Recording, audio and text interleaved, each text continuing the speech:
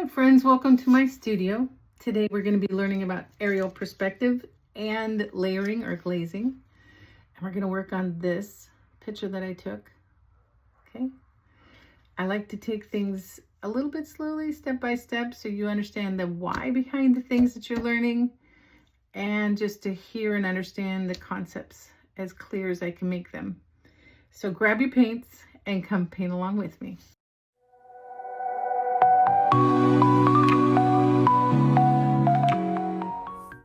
Alright, so today, here's my outline. It's pretty basic. You don't even, any hills that you want to draw, perfectly fine. They don't even have to match mine. Mine is from a picture I took driving down from Oregon. And this was by Mount Shasta. So I wanted to teach you guys how to do aerial perspective. And in this case, aerial perspective is when items are far away from you, they're lighter. And as they get closer, they get darker and darker. So on this one, there's 1, 2, this is a little one right here, 3. Here's a space right here, 4 and 5. And as you can see, they get a little bit darker as they get closer to me. The items also get bigger as they get closer. So here you see trees. I don't know if you can see it in the camera, but there's trees right here, and there's trees over here too, but you can't see them. So if you were to, the difference between aerial perspective and linear perspective is aerial is talking about items being lighter to darker or small to big. So like a tree that is far away from you, even though it's the same height as the tree you're standing under, will appear smaller. So as items get further away from you, their perspective gets smaller. For linear perspectives, you're going to think of a train track and how the two lines match up way up in the distance, and so it looks like the train tracks actually come to a specific spot. Or the roof and the windows and the ground all have a line and it goes off to a distant point, and that's called linear perspective. So we're going to be working on aerial perspective for this one. The brushes I'm using, the first one will be my size 6 quill. Sometimes they're called a mop. They're good for just putting the layer of water on. I'm using, I like Princeton Heritage, any kind of Princeton. This is a Princeton Velvet Touch. This was size 8. This is a size 6. And I don't think I'm using this one. I may use this one just because it has a nice point for the little trees that I want to make in the front. And this is a Velvet Touch. It's an 8 petals. It's for making flowers too. The colors I'm using are, I'm going to be putting Naples yellow. Oh, got some on my finger. Naples yellow up here with some Payne's gray. Might try to make this a little lavender in there because it kind of looks there's a little bit of pink. We'll see. This blue, I'm going to try to get that light blue with Payne's gray. As I keep layering that Payne's gray, it will automatically just get darker. But up here in the front, there's a little bit of green to it. So I'm going to add a little bit more, maybe a blue to it just to get it a little bit darker. And we'll see if we add green to it. Maybe just use it dark. This is your painting though. So if you want to have more purple in here, you want the sky to be a little bit different, you have the creative license to be able to change it how you want. But we're going to work on it together this way. I have a jar of clean water in the jar that I'm going to rinse the dirty brushes in. I use blue painter's tape to hold the paper down. And I just put some of the colors on my little tray, and I'm going to be able to wet those down even if they're dry. Like if I leave these till tomorrow and I come back to do this, I just have to put a little bit more water on that and it reconstitutes. These little things, you can get these on Amazon. I'll put a link at the bottom. I just squirt it from the tube right in there, and then I carry them in this little magnetic, I mean, there's a metal, and then you put the magnets on the bottom so they stay in place.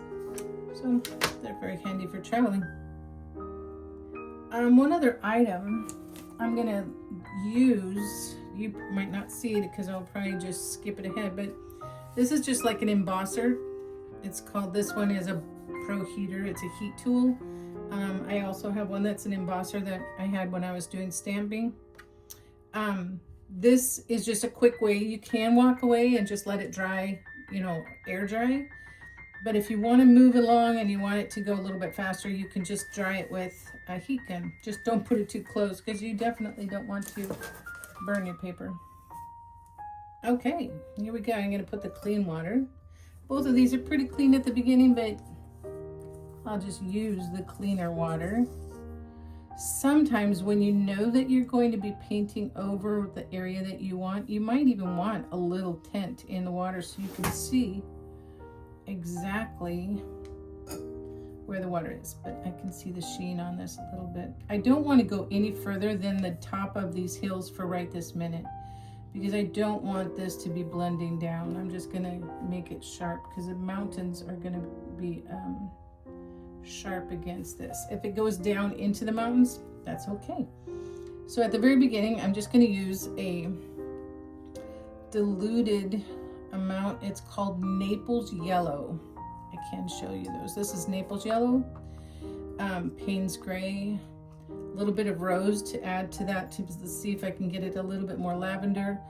I might throw in a little bit of the Imperial Purple, and just to make the blues a little bit more vibrant at the beginning or at the end. I have Prussian blue just to kind of add just a little bit. Prussian blue is so strong, you do not want to add too much. So this one it doesn't matter how much I put up here because I am going to be painting the clouds over it. I just want to show that there was a little bit, it's probably the end of the day when I took this, and so there was a little bit of sunlight coming through still, and it was making all the clouds kind of purplish. Now this is called wet on wet because the paper was wet, and now I'm putting on wet paint. When you're putting on paint, it's okay if it's a little bit bright, because all the paint will definitely lighten up as it dries.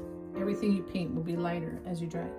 Now I'm going to just put a little bit of Payne's Gray, and I'm going to make it as watered down as I can get, because I really don't want it to be too dark. I might even add a little bit of the purple just to kind of make it that purplish kind of blue. That looks good. And there's a lot of clouds right down here by the mountains, so I'll kind of just start down there. And this is also wet on wet, and these clouds just kind of streak across the sky. So you just kind of watch your picture. If you're doing it by a picture, you want to kind of follow it. If you're doing this just with your own creativity and you don't have a photo to copy, or you don't have a actual, you're not looking at something and you're just doing it by memory, any of that is fine.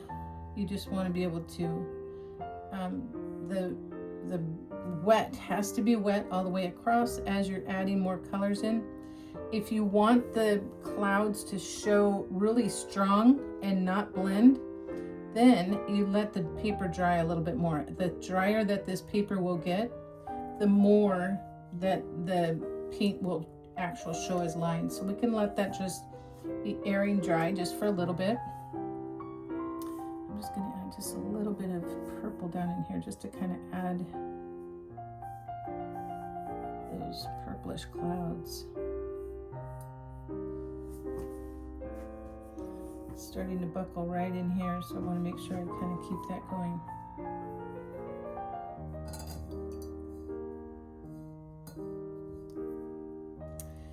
If you wanted to have the clouds like be more puffier, then you can take a little bit of your paper towel, and as you add the paper towel to it, it creates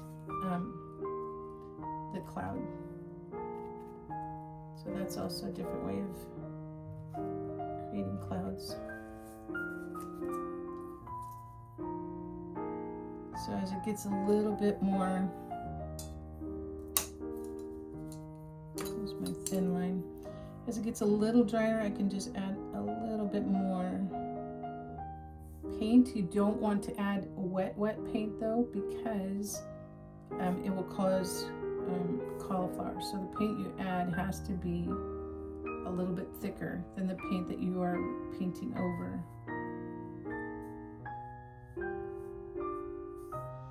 If it's the same, it will create this, what they call a cauliflower backline. So you have to make it so that it's a little bit thicker.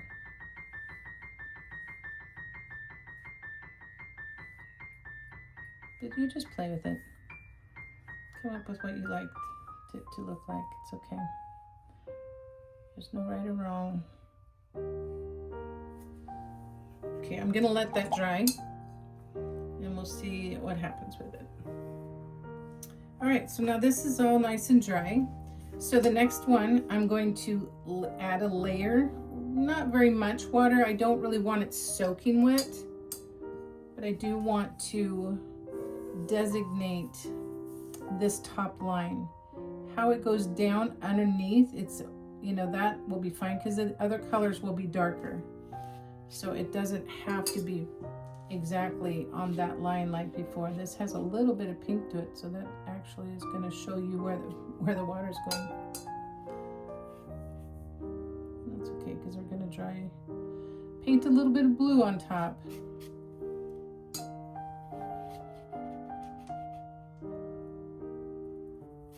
Now if I had painted this right after I painted this, the clouds, all of this water would be rushing up into that cloud base and you would see all kinds of washbacks, runs, cauliflowers. Okay, so we're going to bring it down a little bit past all these other hills so that it will blend down. Now I'm just going to make a really light wash of Payne's Gray. It's going to be really light. And I want this line to be pretty straight because it's against the sky. But as it goes down, it can flow once it gets down into the hill. That's okay. I just need it to be nice and tight against the sky.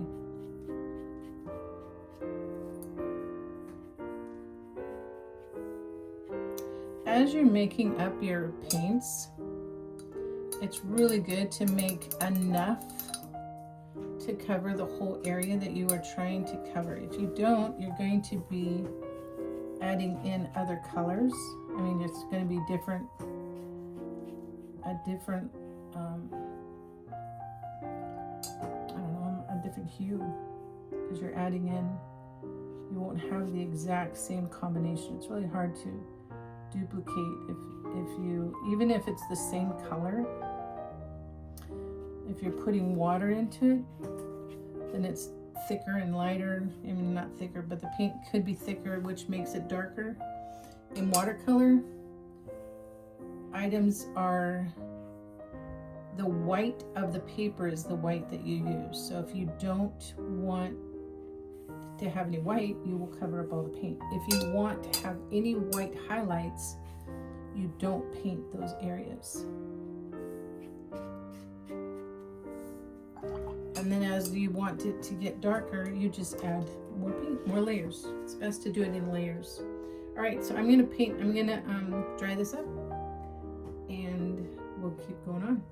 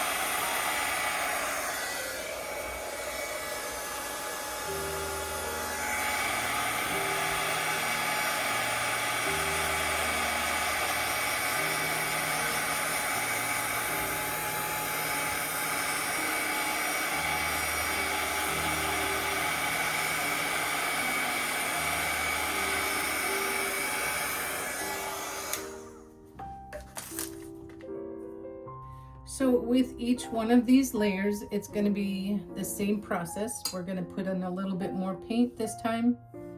And the next one that we're doing is this second one. So it's going to be this one. It has a heel here, goes around. Each one is going to be just a little bit darker. And you dry it and then you keep going. So I'll show you how I do it this time, and then after that we'll just speed it up a little bit because it's the same process.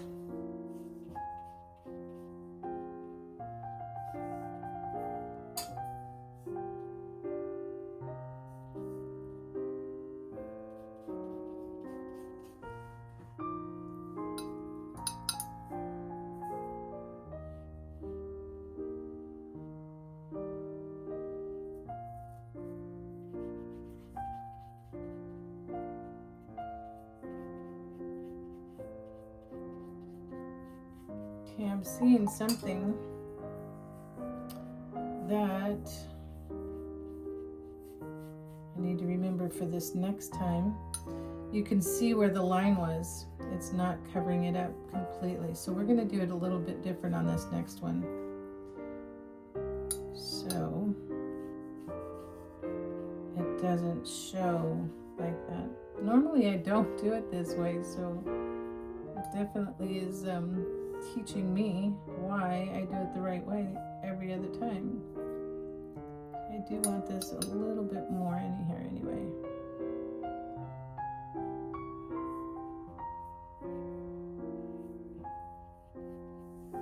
This is a little bit lighter blue, a little bit more blue to it.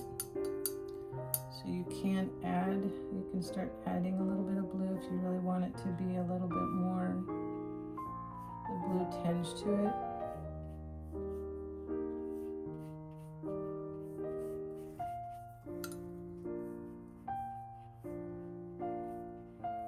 Okay, so for this one, you are going to go all the way down to the bottom with this paint, with this picture. Oh, what am I saying? With this color.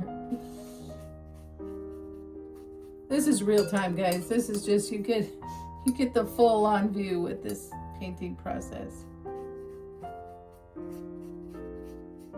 And this is paint on, since I'm doing it, I might as well just teach you. This is wet on dry, because I did not water all this. No, so this is, and that's okay if it's dark down here because we are going to paint over it.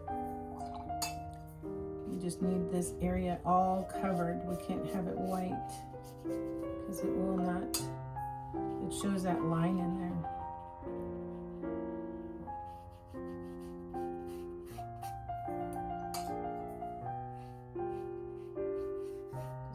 Getting a little bit of water in there just to kind of spread the paint around.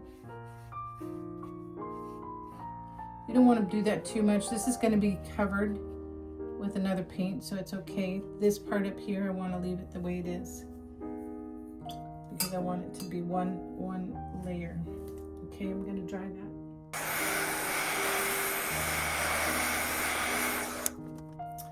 Okay, so now we're getting down to the darker areas. So there is a hill that goes from up here that matches down to this one. So this, oh, that one is this one. So now we're going on to this darker little strip right here. And that goes from here, just kind of blends up into this spot. So you just kind of watch your picture. You know, like I said, this is your own creation, so your mountains could look totally different than mine, and that's okay.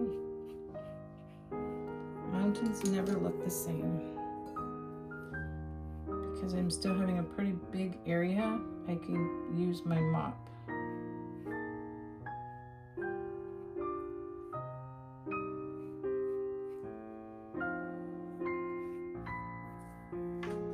Okay, so this one's pretty dark. It's almost like all blue, but I am going to start adding in some, I'm actually decided instead of Prussian blue, I'm gonna add in some ultramarine blue. I just think that that is looking a little bit more like the blue I want.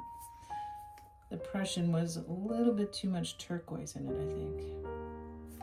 So let's see, I'm just gonna paint from here down.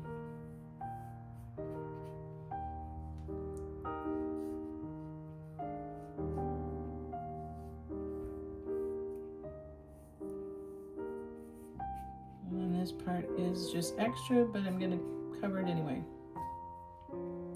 Because this is just layering. This is what you do with watercolor to make it look darker. It's pretty much the same color. I'm just using a little bit more paint each time.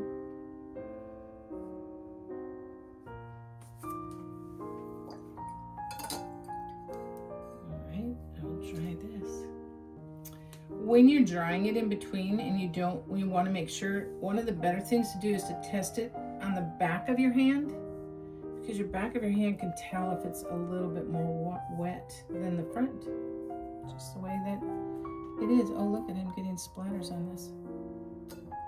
It's because I have it right next to my water. We'll move it out of the way. All right, so this one's coming kind of from the bottom. At this point, I've covered up the line, so this is my own estimation now of where it is. But this part is the darkest. And if you do want to add some green, you can add a little bit of green to it, just to show that it's got a little bit of that. And you can use hooker's green or sap green, and I was just adding it to the combination that I have, that is the Prussian, or the Payne's gray and the ultramarine blue, and then I just add a little bit of green to it just so it has a tinge. But I still want it to be pretty dark.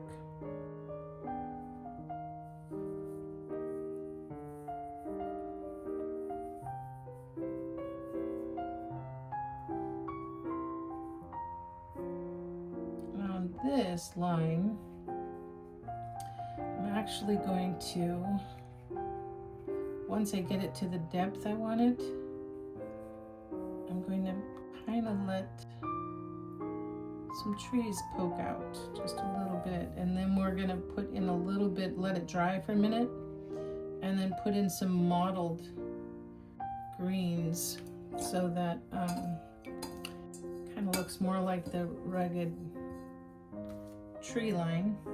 So this is where I'm going to use this, and I'm just using I have some sap green, and I'm just going to take a little bit of the sap green, and there's a little bit of a ridge there, so I just want to add just a little bit. That's really green. Don't make it quite so green.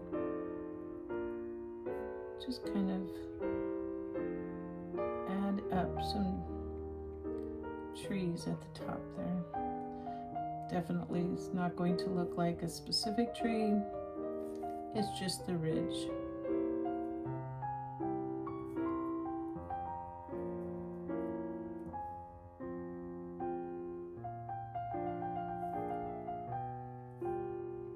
There's no right or wrong to the trees. Trees are going to be trees.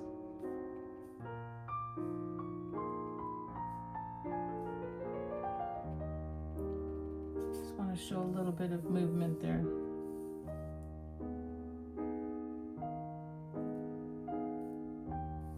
Okay, we'll let that dry for a little bit, and then we can, I think I'm gonna just leave it like that. Actually, I think I'm good with that. Let me see.